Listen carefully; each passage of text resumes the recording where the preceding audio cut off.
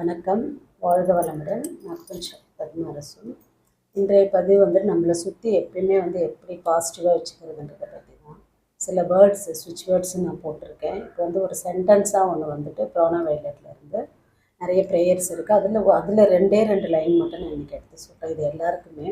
So நம்ம எப்பயுமே keep on think பண்ணிகிட்டே இருப்போம். ஏதாவது ஒரு வேலை செய்கிறோம், நம்ம மைண்டு எங்கெங்கேயோ போயிட்டு வருது. இங்கே ஆஃபீஸில் இருப்போம், இல்லை வீட்டில் கிச்சனில் இருப்போம். மைண்டு போன வாரம் நடந்தது, அதுக்கு முந்தின வாரம் நடந்தது, இப்படி நமக்கு போயிட்டே இருக்கும். ஸோ அந்த இது எல்லாமே போகும்போது நமக்கு நிறைய பாசிட்டிவ் திங்ஸை விட நெகட்டிவாக நம்மளோட பெயின்ஃபுல்லான நிறைய விஷயங்கள் தான் வரும். ஸோ அதெல்லாம் நமக்கு திரும்ப திரும்ப வந்துகிட்டே இருக்கும். நம்ம மெடிடேஷன் அது மாதிரி உட்காருனா அந்த 20 நிமிஷம் கூட நம்மளால முடியாது. இல்லை நல்ல எக்ஸ்பர்ட்ஸ்னால் ஒரு 10 நிமிஷமாவது அந்த நிலைக்குள்ளே போயிட்டு வருவாங்க. ஸோ இப்போ நாங்களானா ஒரு 3 நிமிஷம் போயிட்டு வரது கூட பெரிய விஷயம் அந்த மாதிரி இருக்கும். ஸோ மனதை ஒருநிலைப்படுத்துறது அது ரொம்ப நம்ம மெடிடேஷன் அப்படி பண்ணி தான் பண்ணணும்னு இல்லை. நம்ம ஒரு வேலையை செய்கிறோன்ற போது அதுலேயே ஃபுல் கான்சன்ட்ரேஷனோடு செய்யும்போது நடக்கும். ஸோ இது இல்லை, இதுக்கு எப்படி அதை கொண்டு வருவோம் அந்த அட்மாஸ்பியருக்குன்னா, ஏதாவது ஒரு வேர்ட்ஸ் சொல்லிகிட்டே இருக்கணும். நம்ம இன்றைக்கி ஒரு ஸ்விட்ச் வேர்டும் நான் சொல்கிறேன், அதுக்கு உண்டான இன்னொரு ஒரு சென்டென்ஸாக ஒன்று சொல்கிறேன். டிவைன் மேஜிக் பிகின்ஸ் நவ் அப்படின்ற ஒரு ஸ்விட்ச் வேர்டு ஆல்ரெடி நான் சொல்லியிருந்தேன். ஸோ அதை நம்ம சொல்லலாம். இம்மிடியேட்டாக நம்ம மைண்டில் ஒரு பாசிட்டிவான ஒரு வைப்ரேஷன் இருக்கும், அது சொல்லலாம். அது எல்லாத்தையும் விட எப்பயுமே நம்ம இருக்கிற இடத்துல ஒரு பாசிட்டிவ் வைப்ஸ் இருந்துச்சுனாலே நம்மளுடைய எண்ணங்கள், நம்மளுடைய ஹெல்த்து கூட அதில் இதுவாகுங்க. ஏன்னா நம்ம எண்ணங்கள் ரொம்ப ஹாப்பியாக, நம்ம நல்ல ஒரு ஹாப்பியஸ்ட் மைண்டோடு இருக்கும்போது நம்மளோட உடம்பும் ஆட்டோமேட்டிக்காக அதுக்கேற்ற மாதிரி தான் இருக்கும். நம்ம எப்பயுமே ஒரு சோகமாகவோ எப்போ பார்த்தாலும் ஒரு நெகட்டிவாகவே பேசிகிட்டே இருந்தோம்னா அதுக்கேற்ற மாதிரி ஒரு சின்ன தலைவலி கூட பெருசாக நமக்கு தெரியும்.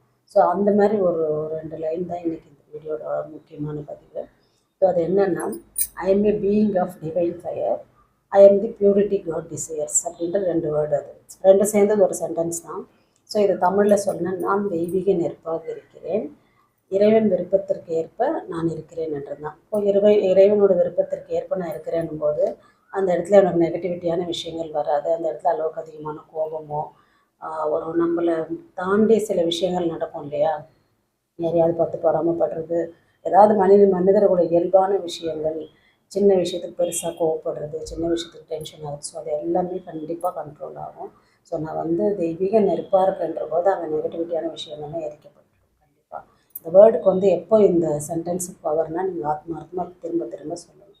காலையில் எழுந்ததுமே சொல்லலாம், இல்லை நைட்டு தூங்குறதுக்கு முன்னாடி, இல்லை நீங்கள் எழுந்த உடனே பார்க்குற மாதிரி அந்த சென்டென்ஸை நீங்கள் பிரிண்ட் எடுத்து கூட வச்சுக்கலாம். பெட்ரூமில், கிச்சனில் வச்சுக்கலாம், பூஜை ரூமில் வச்சுக்கலாம், இல்லை ஆஃபீஸில். அது மாதிரி அது திரும்ப திரும்ப நீங்கள் பார்க்கணும்.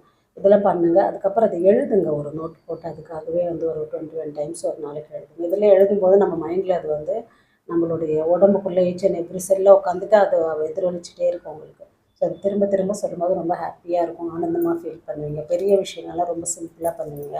ஸோ இது பண்ணுங்கள். இதை நான் என்னோடய கிளினிக்கில் போர்ட்லேயே நான் எழுதி தான் வச்சுருக்கேன். ஸோ சட்டுன்னு பார்த்து படிக்கிறவங்களுக்கு கூட அது என்ன ஏதுன்னு கேட்பாங்க.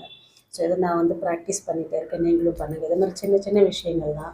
ஒரு ஸ்விட்சோடாக இருக்கட்டும், இந்த மாதிரி சென்டென்ஸாக இருக்கட்டும், திரும்ப திரும்ப நம்ம மைண்டில் என்ன பண்ணுவோம், எப்போ எதையாவது ஒன்று ஒரு பழைய விஷயங்கள், ரொம்ப வேதனை கொடுத்த விஷயங்கள், அதெல்லாம் நமக்கு திரும்ப திரும்ப வரும்.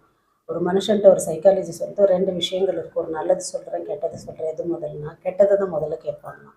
ஸோ அந்த மாதிரி இருக்கிற டயத்தில் நம்ம ரொம்ப வலியான விஷயங்கள் தான் திரும்ப திரும்ப ஞாபகம் வரும். ஸோ இந்த மாதிரி விஷயங்களை நம்ம ப்ராக்டிஸ் பண்ணும்போது நம்ம எப்பயுமே நம்ம மைண்ட் ஒரு புத்துணர்ச்சியோட, ஹாப்பியாக, மற்றவங்கள ப்ளஸ் பண்ணுறதுக்கு உண்டான ஒரு தகுதியோடு நம்ம இருப்போம். ஸோ இதெல்லாம் பண்ணும்போது நமக்கே தெரியும். ஒரு 21 டேஸ் நீங்கள் ப்ராக்டிஸ் பண்ணுங்கள், அதுக்கப்புறம் நீங்கள் சொல்லுங்கள். ஸோ இதெல்லாம் பண்ணுங்கள், ஆனந்தமாக இருங்க. லைஃப் ஒரு தடவை.